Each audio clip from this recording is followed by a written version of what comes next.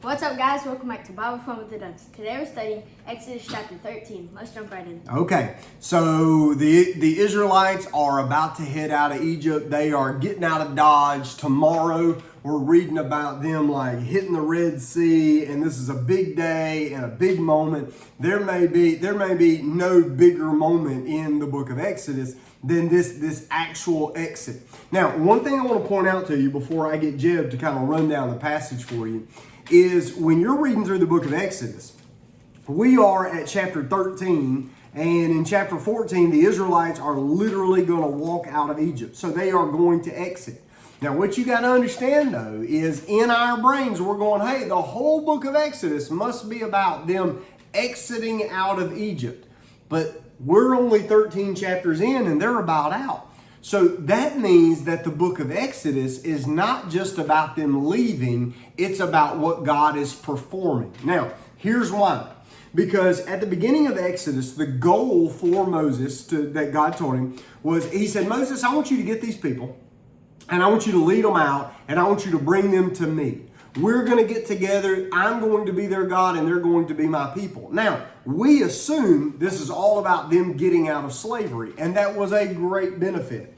But what we notice is there's still 40 chapters in Exodus overall, and we're only through like the first 13. What happens in the rest of them? Well, they go get the 10 Commandments, and then after the 10 Commandments, they build the house of worship. It's a portable house of worship called the tabernacle. It's not a temple, so it's not a building that they build on a foundation. It's a tent that they move around with them while they're traveling through the nations, or through the wilderness.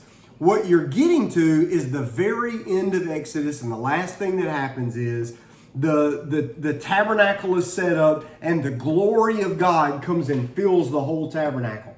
That's when we figure out what Exodus is all about.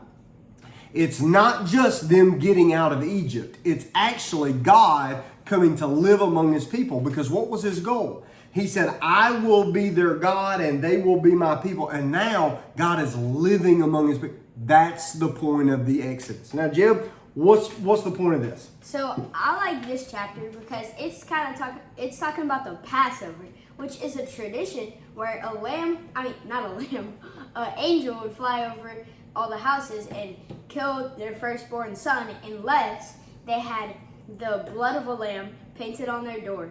And so this taught the people that a lamb's blood would deal with their sin. And John the Baptist says in John 1:29, he says 126, I think. Oh, no, it's 1:29. Oh, yeah, 129, you're right. Okay. He says, the next day, John saw Jesus coming towards him. He said, look, the Lamb of God who takes away sin. Okay, so for hundreds of years, the Jews celebrated Passover where they were killing little lambs, but only as stopgaps for the true Lamb of God to arrive. Now, here's what I want you to catch in on this. So in this, the actual Passover of Egypt has already happened. So that was the last chapter. This chapter, God is teaching them how to redo this every single year. Why? As a teaching moment. And so God even begins, like where we start our year in the month of January, they would start their year with the Passover. So it was like they called their month, like we say January, they would call their beginning month Abib. Okay? You don't need to know that. That's just a little extra. But what's interesting is, whereas other nations would set up their calendars based on the phases of the moon or the crops or the seasons or the harvest or whatever, Israel's calendar was set up theologically. It was set up to begin with God's beginning work in them. Passover was it was in their beginning of the month. Then God instructs these people that just as the firstborn of all of Egypt was killed during that last one, the firstborn of Israel would be set aside. That's what it means to consecrate. To set aside as holy unto the Lord, which means the firstborn, which the firstborn kind of represents the entire family. The firstborn is not going to die, but he is going to belong to God.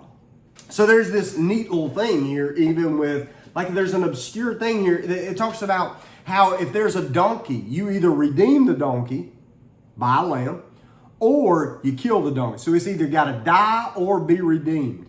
What did Jesus ride whenever he came into the city? A donkey. Okay, that donkey, according to Jewish law, had been redeemed. For the Lamb of Jesus. By the Lamb. That's right. So it had been redeemed. Well, how do we know? Because it was still alive. If not, it would have been killed. And so the lamb the donkey that Jesus is riding symbolizes living redemption. Jesus is the Lamb of God who brings living redemption. That's why Jesus comes into the city now on a lamb. The other side of this is, who did he teach to do the Passover? Was he teaching kings or princes or judges? No. He was teaching mamas and daddies that in the home they would celebrate the Passover. Why? Because this is to be generationally taught. It's to be handed down from daddies to sons and from sons to grandsons and all the way through, because the home is the place where all this is happening. Adrian Rogers said, we better take our homes and our families back. Otherwise, the world is going to become our children's parent. It means the world's going to be their teacher instead of us. Why does God want his people to remember all of the Passover and everything that happened? Here's why. Because God's people, us, we are really prone, if we're not careful, to getting spiritual amnesia. I heard Paul David Tripp talk about this recently. Spiritual amnesia is when I've known and I've seen, but I live my life in a way that acts like I forgot what God has done. So this active holiday in the Jewish system is for kids to go, Daddy, why do we have a lamb? Why do we kill the lamb? Why do we treat it differently than all of our other meals? Why is this special? And it says it's so that the daddy can say, well, son, the reason we do this is because we used to be in slavery. And God provided a way of escape for us, and he redeemed us, and death did not find us. Death passed over us. And he's teaching them all of this. Why? So that one day when John the Baptist looks off in the corner and says, guys, look, it's the Lamb of God who takes away the sins of the world. They're supposed to look up and go, oh, I've been hearing about this my whole life, and now the true Lamb of God is here. That's why this education is here. Tomorrow we're going to cross the Red Sea. We hope you've enjoyed today. All right? Bye. Bye.